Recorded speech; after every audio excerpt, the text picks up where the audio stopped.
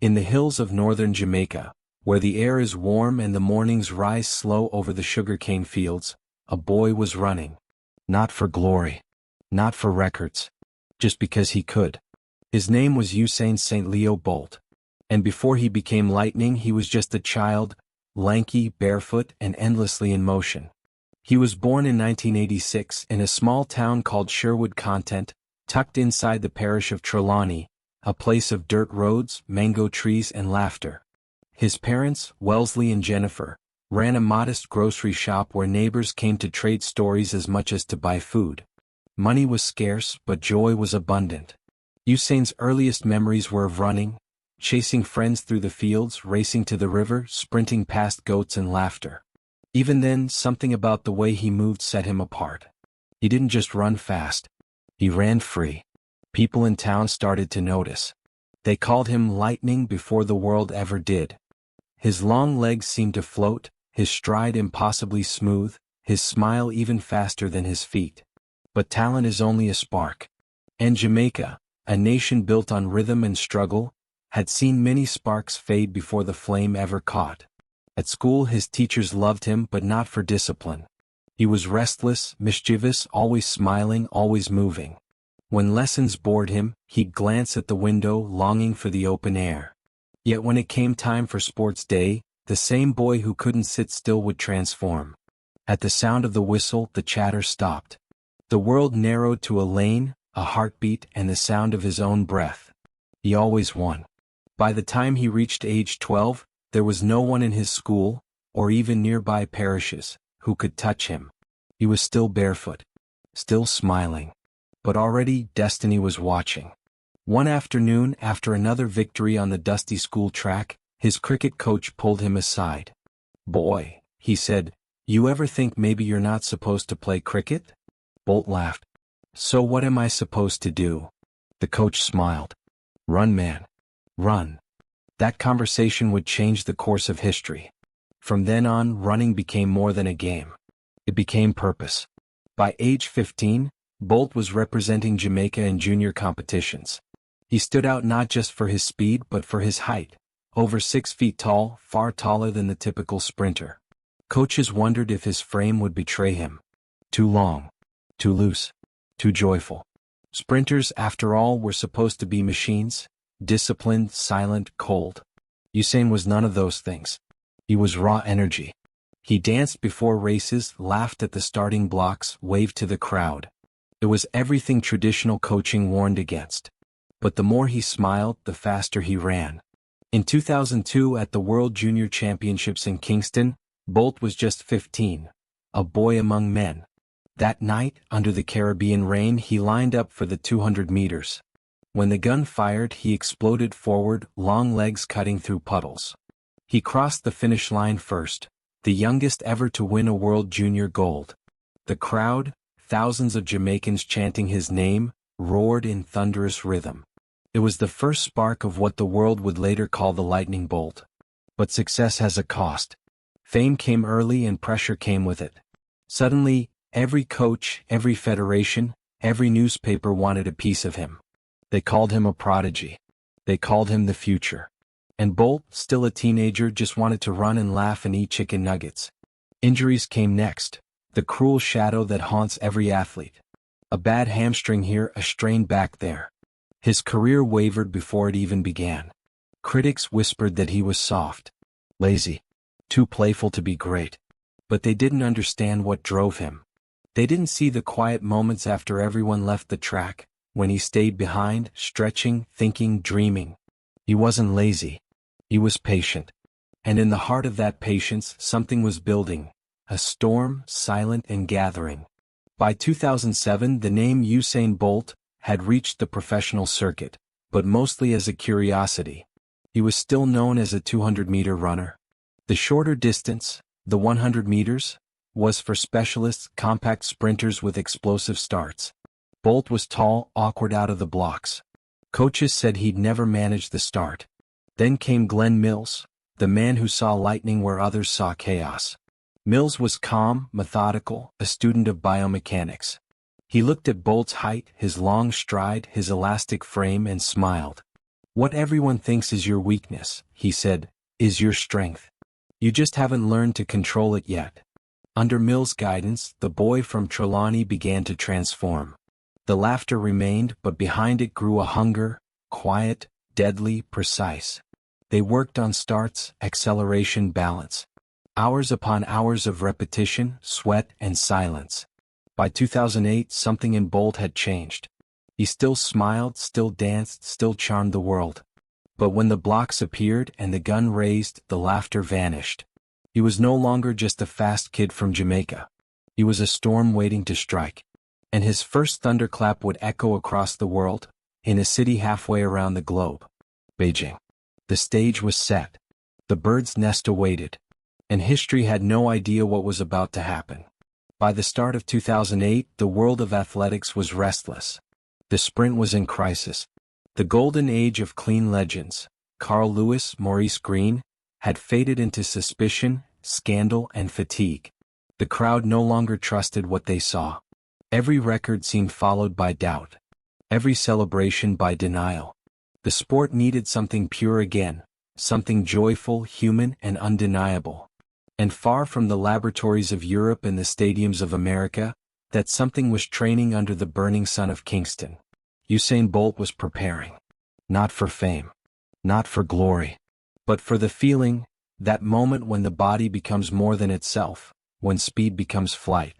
Glenn Mills pushed him harder than ever. He studied every step, every flicker of motion. Bolt's frame was still raw, 6'5", impossible leverage, a living contradiction. His starts were slow, but once he moved, once his legs began to open stride, there was no catching him. He devoured distance like a predator. The secret lay in rhythm. Most sprinters strike the ground with short, furious steps. Bolt did the opposite. His stride was longer, smoother, more powerful. Where others fought the track, he danced upon it. Every step was poetry. Still there was doubt. Coaches debated whether someone that tall could ever master the 100 meters. Journalists questioned his discipline. Even Bolt himself sometimes wondered if the dream was too heavy to carry. But fate, as it often does, would answer with a single moment. In May 2008, in New York City, under the lights of the Reebok Grand Prix, Usain Bolt ran the 100 meters for only the 5th time in his life. He stood next to men who had spent their careers mastering the distance, seasoned sprinters with years of refinement. Bolt was the newcomer, the smiling Jamaican who danced before the start. The crowd laughed, curious but unconvinced. Then the gun fired. And time changed. Bolt surged forward, awkward at first, then unstoppable. By the halfway mark he was flying. His head rose. His arms pumped once, twice. He crossed the finish line in 9.72 seconds. A new world record. The crowd exploded. The cameras captured the look on his face, not shock, not arrogance, but disbelief. He smiled like a child who had just discovered his own magic. It was his first lightning strike. The world now knew the name. Usain Bolt, the fastest man alive. But for Bolt, New York was not the destination. It was the rehearsal. Beijing was the stage. And the 2008 Olympics would not just crown a champion. They would reveal a legend. When the Jamaican team arrived in Beijing that August, they carried more than uniforms and medals. They carried expectation. For decades, Jamaica had produced brilliant sprinters, Don Corey, Merlene Ate, Veronica Campbell-Brown, but never had the island held the world's attention like this. Bolt was now the face of a nation's pride. He laughed through press conferences, cracked jokes with reporters, ate McDonald's nuggets every day, and looked like a man immune to pressure. But those close to him knew the truth. Beneath the easy grin was a current of electricity, anticipation, focus, belief. Every night, he and Coach Mills studied tape. Every morning he trained in silence. No cameras. No posing. Just the rhythm of breath, the thud of shoes on the track, the whisper of destiny approaching. The Bird's Nest Stadium, a marvel of steel and light, stood ready. 91,000 seats. Billions of eyes. The entire world waiting for proof that magic still existed. The 100 meters is the shortest race in the Olympics, but it carries the weight of eternity. 10 seconds. Less than the time it takes to draw a breath. decides who will be remembered forever and who will vanish into the dust. Bolt's competitors were legends in their own right. Asafa Powell, his countryman and former record holder. Tyson Gay, the American powerhouse, smooth and precise. Richard Thompson, the young star from Trinidad and Tobago. Each had spent years preparing for this one moment. And yet, as they lined up that night, it was the tall Jamaican in lane 5 who seemed different. He wasn't tense. He wasn't even looking straight ahead. He was smiling, nodding his head to the rhythm of the crowd. To some, it looked like arrogance. To those who understood, it was faith in something larger than muscle or speed. When the starter's pistol rose, silence fell. In that breathless second before the gun, time seemed to hold its breath with them. Every athlete crouched low, fingers trembling on the line. The crowd became a single heartbeat. And then, bang. Bolt stumbled slightly out of the blocks. For the first few strides he was behind. But then, like thunder following lightning, he surged. Step by step he rose, body unfolding like a wave breaking free. By 50 meters he was in front. By 70 he was untouchable. The crowd erupted. He looked left, then right. No one. And with the finish line only meters away, something extraordinary happened. Something no one had ever dared to do. Bolt slowed down. He spread his arms wide. He pounded his chest. He smiled, radiant and uncontained. He was celebrating before he crossed the line. And still, 9.69 seconds. A new world record. He had broken the barrier of speed and of fear. In that instant he wasn't just a man. He was light itself, the embodiment of joy, the proof that greatness can exist without bitterness, that victory can be beautiful. The stadium roared, the crowd on its feet, disbelief mixing with awe. Cameras flashed like stars. Somewhere in Jamaica, fireworks exploded into the night. Usain Bolt had arrived. And the world would never be the same again. The medal ceremony the next day was electric. When the Jamaican anthem played, Bolt stood tall, hand over heart, eyes distant but calm. He wasn't thinking about records or fame. He was thinking about Sherwood content, about the boy who once ran barefoot down dirt roads. He had brought his island to the center of the world. And yet, somehow he remained the same, smiling, humble, playful. He was still the boy who loved to run. Only now the world ran with him. The morning after the 100 meters, Beijing woke to silence. Even in a city of millions, something felt changed.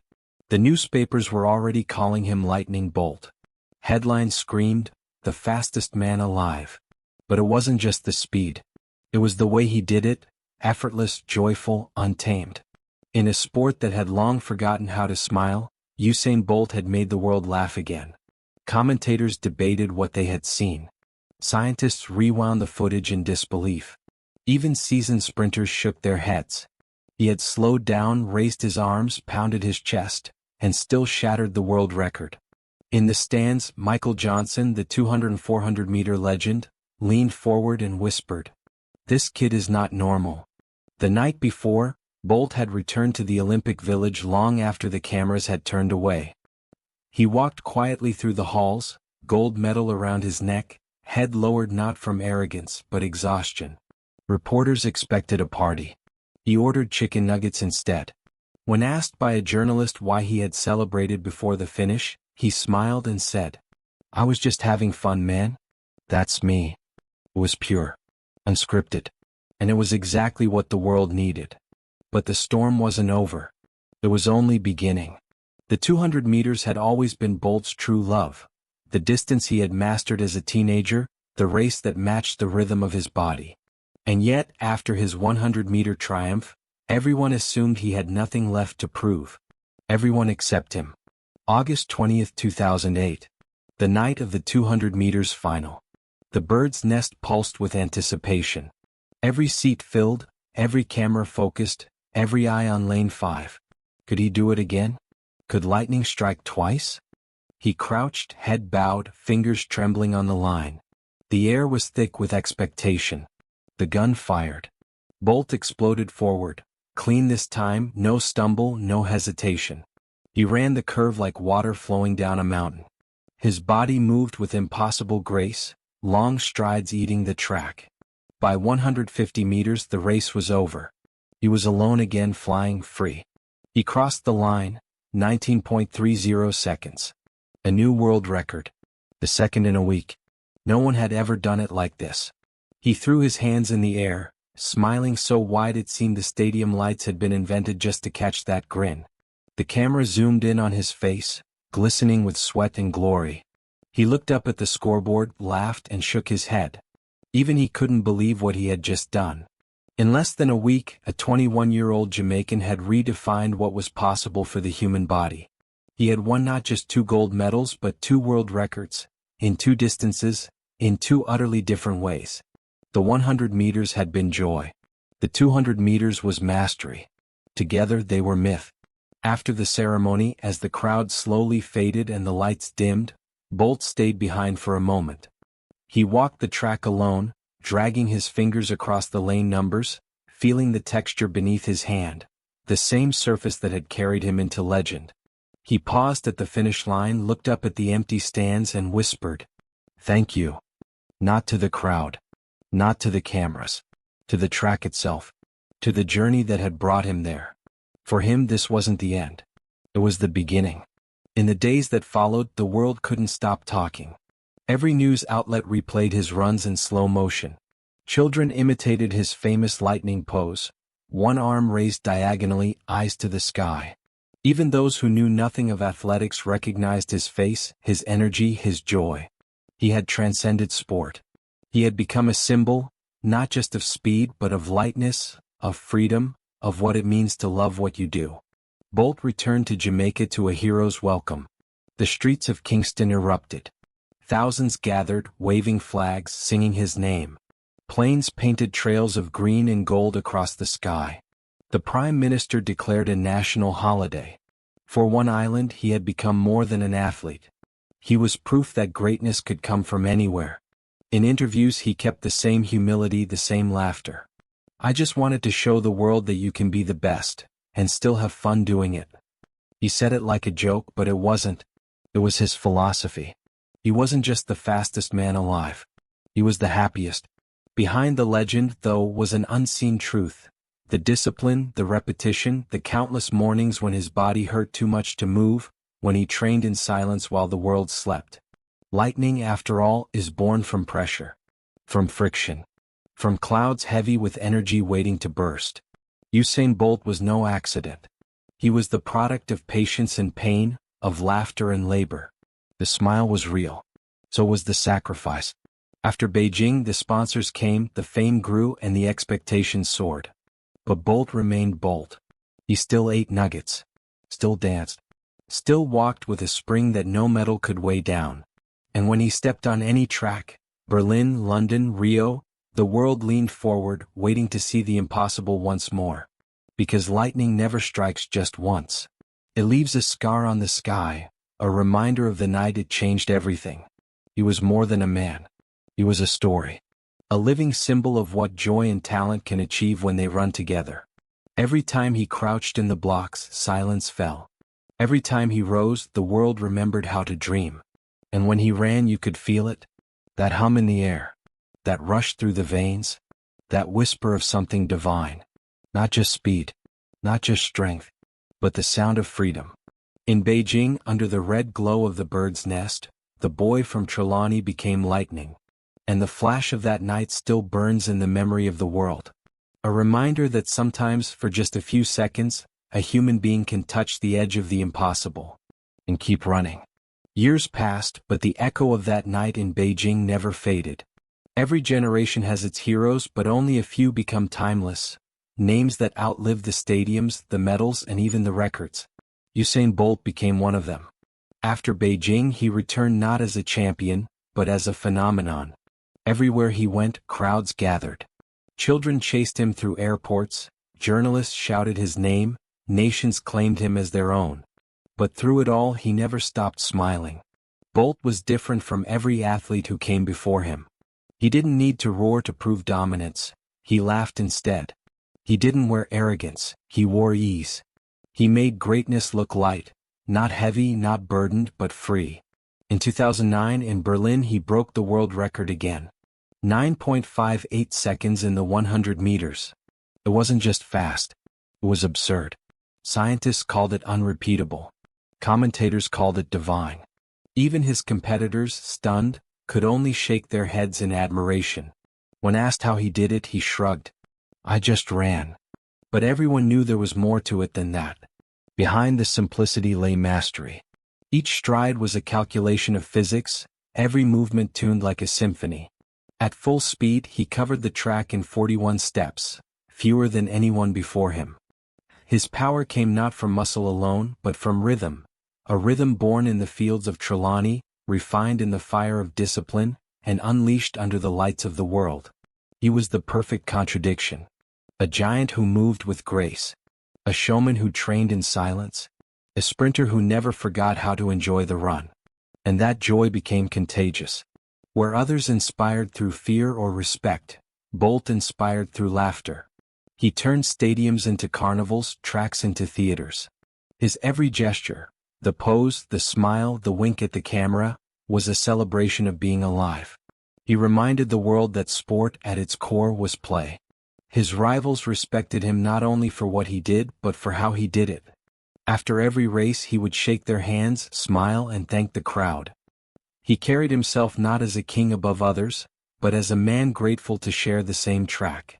And slowly something changed in athletics. The cynicism faded. The suspicion softened.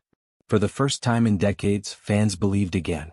Because Usain Bolt made speed honest again. No one watching him could doubt what they saw. The motion was too pure, too human, too beautiful to be anything but real. He was living proof that joy could be faster than fear. As the years passed, his legend grew beyond medals and records. He became a symbol, for Jamaica, for the Caribbean, for anyone who had ever been told they were too different to succeed. He showed that greatness doesn't have to come from privilege or pedigree. It can rise from a small town, from laughter, from a barefoot child chasing the wind. He was every dreamer's dream fulfilled. The Olympics that followed, London 2012, Rio 2016, were his coronation. He won gold after gold, making the impossible seem routine. But beneath the repetition lay something deeper. A reminder that greatness, even when expected, never loses its wonder. In Rio, when he completed the triple-triple, 3 gold medals in 3 consecutive Olympics, he smiled again the same way he had in Beijing 8 years before. That smile had become a symbol of victory itself. And yet he knew time was catching up. Every champion faces that final race, the one against age, against the body that once obeyed without question. For Bolt, that moment came in London 2017. His last race. His last start. The crowd rose as he walked to the line. The stadium lights flickered against his face, older now but still glowing with that same spark. He crouched one final time. The gun fired. And for a moment, it looked like the lightning would strike again. But halfway through, pain, sharp, sudden, cut through his leg. He stumbled. The race went on without him. He fell. The world gasped. Not because he lost, but because it was over. For the first time, the fastest man alive could not finish. His teammates helped him up. The crowd stood in silence, not mourning defeat, but honoring a lifetime of miracles. As he waved to the fans, tears in his eyes, the stadium erupted, not in pity but in gratitude. Because legends don't fade when they fall. They rise in the hearts of those who watched them fly. After his retirement, Bolt did not retreat from the world. He embraced it. He built schools, mentored athletes, inspired children across continents. He chased dreams off the track, in music, business, life, with the same joy he brought to every race. He once said, "I don't run to prove anyone wrong. I run to show what's possible." And that, more than the medals, is his true legacy. Today, years after his last race, his world records still stand.